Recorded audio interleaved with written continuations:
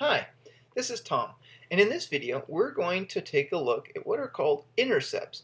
And in the last video I kind of alluded to the idea. Well, in this video we're going to take a thorough look. So let me just describe the general idea.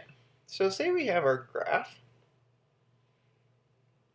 and I'm not going to put, it's kind of crooked. Let me straighten those lines out. That'll bother me.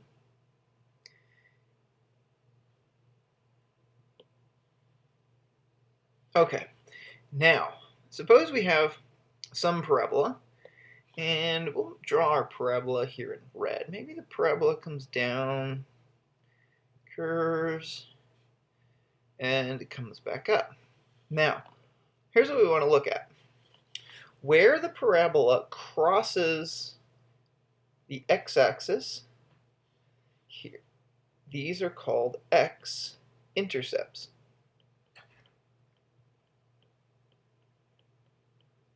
So in this case, there's an x-intercept there, and there's an x-intercept there. And then notice that we've got, so I want a little purple point there and a purple point there. And here's another purple point, but this isn't the x-axis, this is the y-axis.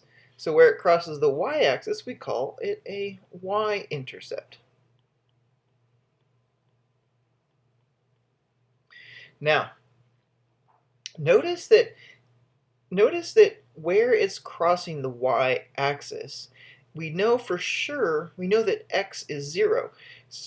And suppose I was out here at, I don't want to put many numbers on this because I don't want you to try to guess where it might be. What we're trying to do is paint a general picture.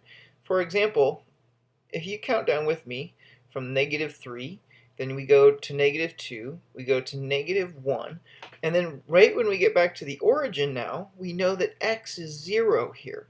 So the y-intercept, you know for sure that x is 0, and it'll have some value y. And notice that we always write our intercepts as a point, because it occurs as an x value and a y value. To write x equals or y equals would be incorrect. So your x, now notice your x-intercepts occur when y is 0. So they have the general form of some value for x and y is 0. So those are the general concepts. We're going to start with a problem that works out nicely, and then we're going to take a look at a couple more challenging problems and see what the math is telling us. So let's begin with our first picture. And the problem for all of these, let's do this. Go back to my blue. So all of our problems today will be find the intercepts of the parabola. Find the intercepts of the parabolas.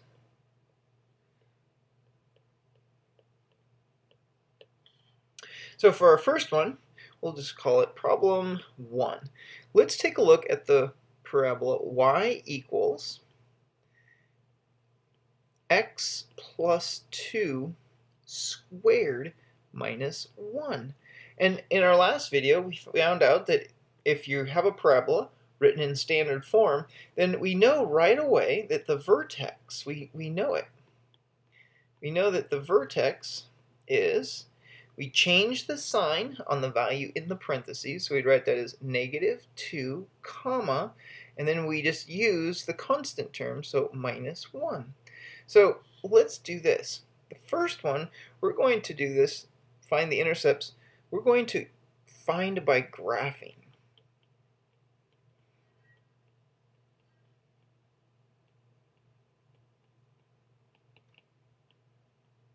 Okay, so I'm going to bring out, in order to make a good graph, I'm going to grab some graph paper here, and let's take a look. So if I'm going to graph this, let's make our graph over here, right? And this. Okay, now let's put our vertex. It's at -2, -1. So I go 1, 2, negative 1. So there's my vertex. I should probably do that in another color. So my vertex is at negative 2, 1.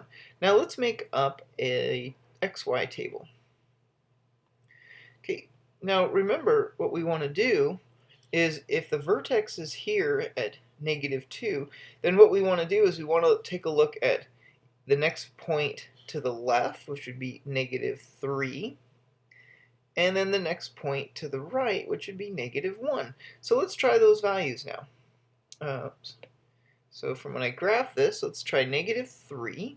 So negative 3, we'd put y equals negative 3 plus 2 squared minus 1. Well, that's going to that's 0. Look at that. So this next point right here, that's right on the x-axis. And let's try negative 1. And we can already see, just from symmetry, that our negative 1 should be our other x-intercept. So let's double check. Y equals negative 1 plus 2 squared minus 1. This gives me 1 squared, which is 1. Subtract 1, and look at that. There's 0. Okay, so now remember, we could work with the left side of the parabola, which would go out this way.